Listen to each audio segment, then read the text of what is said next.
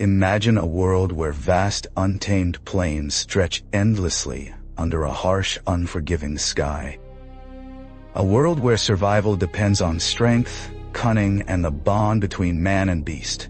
This is the story of the Mongols, a nomadic people who rose from the rugged steppes of Mongolia to build one of the largest empires in human history. Their tale is one of breathtaking conquests, brutal warfare, and a legacy that shaped the course of civilizations. Buckle up, because we're about to journey through the rise and fall of the Mongol Empire, a story that will leave you in awe of their power and resilience. Since the dawn of time, humans have understood that living in groups offered better protection against the wild dangers of nature. Small bands of people grew into large villages, and over centuries, these villages transformed into thriving cities. To safeguard their wealth and people, massive walls were erected around these urban centers, allowing citizens to live without constant fear. Humanity progressed, creating more organized and civilized societies. Yet, far from these bustling cities, there were still those who embraced a different way of life, a nomadic existence, free from the constraints of a single home, always moving in search of new horizons. In the distant plains of Mongolia, nomadic tribes roamed, living a simple yet challenging life. They survived by hunting wild animals and raising goats and sheep. Since their livestock needed fresh grazing lands, the Mongols were always on the move, searching for fertile pastures. They didn't build permanent homes. Instead, they lived in portable camps, easily taken apart and carried on wooden wagons. Entire tribes traveled together with their herds, setting up temporary shelters known as yurts. These huts, made of wooden frames and covered with felt or wool, were cramped, often housing a whole family in a tight space. Despite the hardships, some larger tribes claimed vast stretches of land, their yurts dotting the hills like small villages of their own. Life in the steppes was far from easy. The Mongolian plains were battered by fierce winds, and the days were often cold. When winter arrived, conditions became nearly unbearable. On top of that, the region was plagued by bands of thieves and outlaws who preyed on the tribes, stealing animals or raiding smaller camps for valuables. Sometimes they even kidnapped women. The constant need for grazing land sparked rivalries among the Mongol tribes, and disputes were frequently settled with brutal violence. Other nomadic groups, like the Tatars, also launched vicious attacks on Mongol camps. For these people, life was a daily struggle filled with uncertainty and danger. The tribes were led by chiefs called Khans, who made decisions on political and military matters. To travel across the vast plains, the Mongols became experts in taming wild horses. Though small in stature, Mongolian horses were incredibly tough and fast, making them vital to the nomadic way of life. Horses were so important that a Khan's wealth was measured by the number of animals he owned. A man with many horses was a man of power and status. To the mighty Chinese kingdoms in the south, the Mongols were nothing more than uncivilized barbarians. They were seen as raiders who attacked caravans and border villages, but never as a serious threat. For hundreds of years, Chinese dynasties worked to keep the Mongol tribes divided, paying them in goods or money, sometimes as much as tens of thousands of dollars in today's value, to bribe leaders and fuel rivalries. This strategy ensured the Mongols remained fragmented and weak. The Jin dynasty, in particular, played a significant role in stunting Mongol growth by keeping their borders under constant threat. It seemed the Mongols were doomed to live in the shadow of stronger, more advanced kingdoms. But everything changed in the year 1206. A man named Temujin, through sheer determination and unrelenting ambition, united the warring tribes under his rule. He earned the title Genghis Khan, which means Great Khan, with a vision far beyond the steppes. Genghis Khan set out to conquer the world. Those tribes who refused to join him were crushed without mercy. Gathering a massive army of warriors, he turned his sights on the proud cities of China. At that time, China was not a single, unified nation. It was split into three powerful dynasties. The Tangut dynasty controlled the northern regions, the Jin dynasty held the northeast, and the Song dynasty dominated the south. The Tanguts were the first to face the Mongol wrath, as their lands were closest to Mongolia, and many of their cities lacked protective walls. The Mongols had no siege weapons and no knowledge of how to build them, so walled cities posed a significant challenge. But they had something even more powerful on their side: time. They surrounded cities, setting up their traditional camps just as they had for generations. The Chinese inside could no longer tend to their crops or gather food, while the Mongols sustained themselves with their herds. Sending soldiers to fight the Mongols in open battle was futile. For centuries, the Mongols had honed their skills as riders and hunters on the plains, making them exceptional horsemen and archers. Their weapon of choice was a unique bow, reinforced with animal horns and tendons. This design allowed arrows to be shot over long distances, sometimes up to 300 meters, with incredible force and precision. The compact size of the bow made it easy to use even while riding at full speed. In battle, the Mongols preferred to keep their distance, unleashing a storm of deadly arrows on their enemies.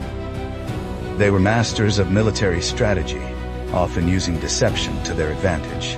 One of their favorite tactics was to pretend to retreat, luring enemy forces into a chase. When the pursuers grew tired, the Mongols would suddenly turn and strike with swift, deadly maneuvers. They controlled their horses using only their knees, leaving their hands free to wield weapons. This skill allowed them to defeat armies that were larger and better equipped.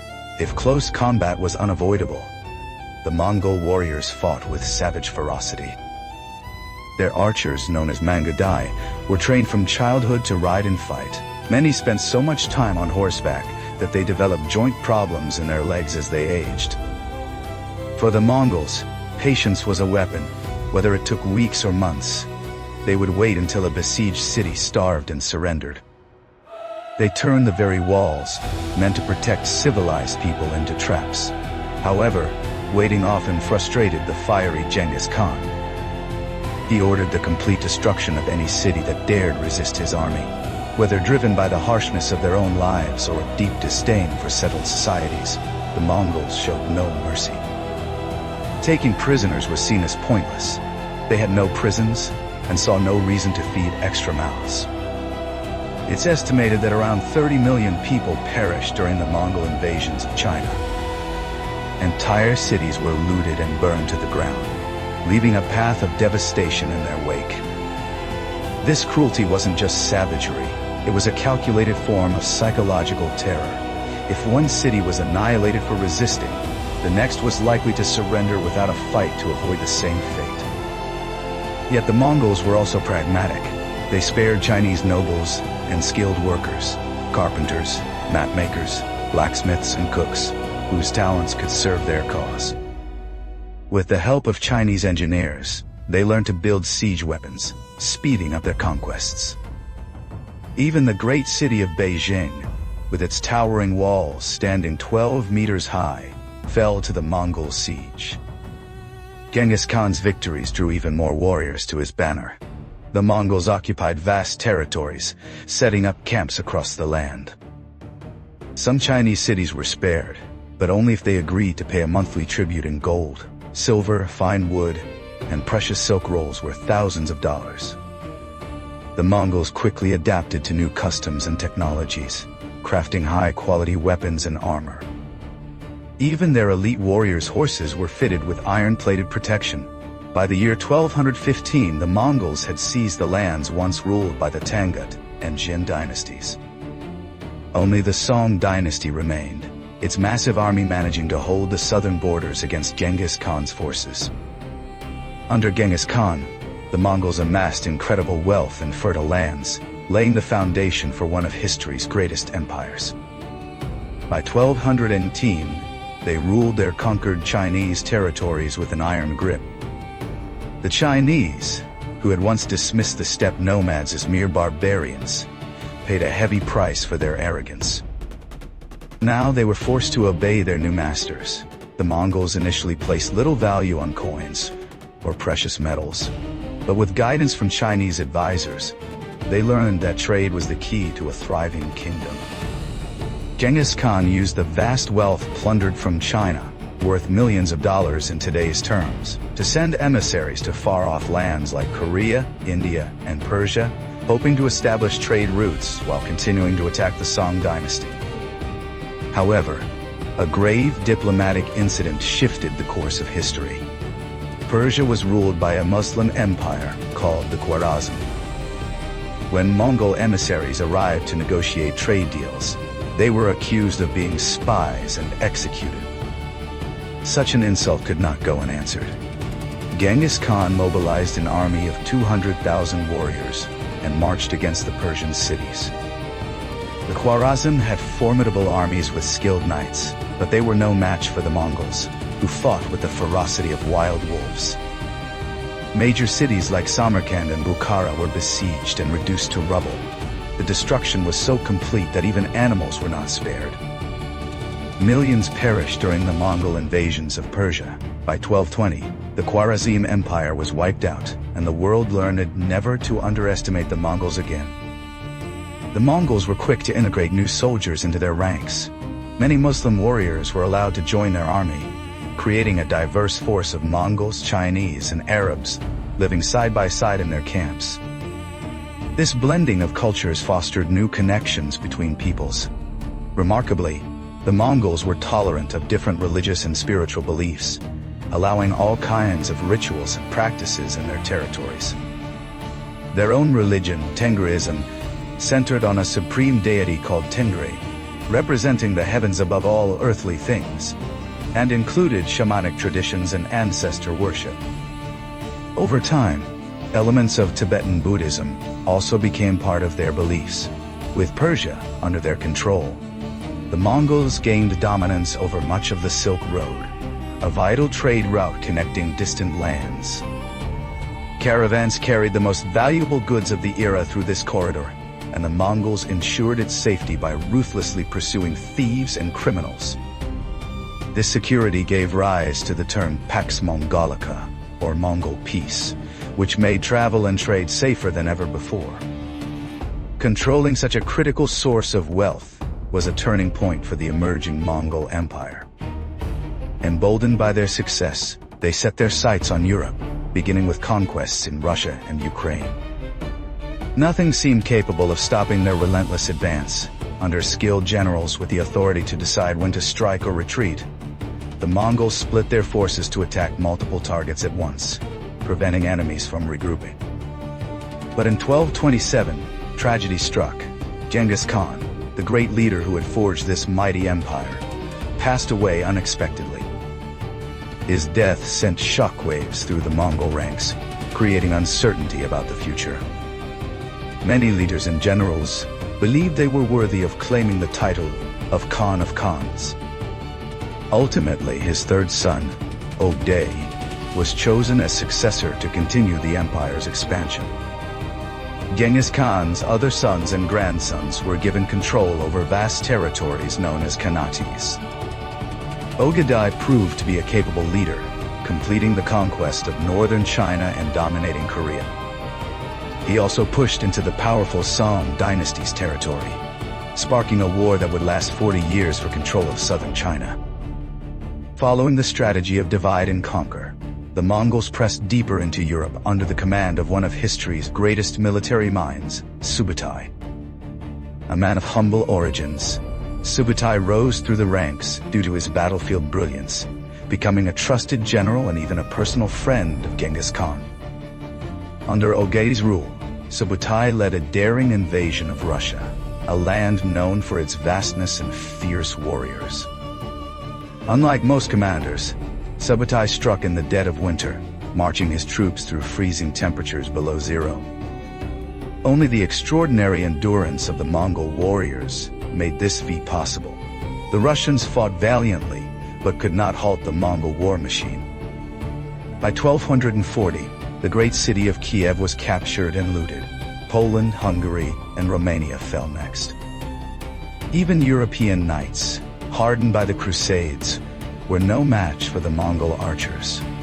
Other European nations braced for the inevitable invasion, sending desperate emissaries to negotiate with Mongol leaders.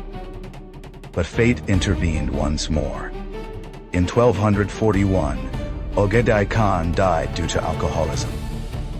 According to Mongol tradition, all leaders had to gather in the capital city of Karakorum, built in Mongolia, to elect a new ruler. This halted the European campaign, sparing the continent from further conquest. However, Ogdai's death exposed growing tensions among the Mongol nobility. In the years that followed, a rapid succession of leaders vied for power, leading to internal conflicts that weakened the empire. Decades passed, and disagreements among the Mongol elites continued to erode their unity. Then, one of Genghis Khan's grandsons, Kublai, defeated his younger brother's forces and claimed the title of supreme leader. By this time, the empire had been divided into 4 major khanates. In 1271, Kublai founded the Yuan dynasty, ruling over China and Korea. The Chagatai Khanate, established by Genghis Khan's second son, controlled northern Afghanistan. The Golden Horde Khanate dominated much of Russia and Hungary, while the Khanate was centered in Persia. Kublai completed the conquest of the remaining Chinese territories, becoming the first foreign emperor to rule all of China.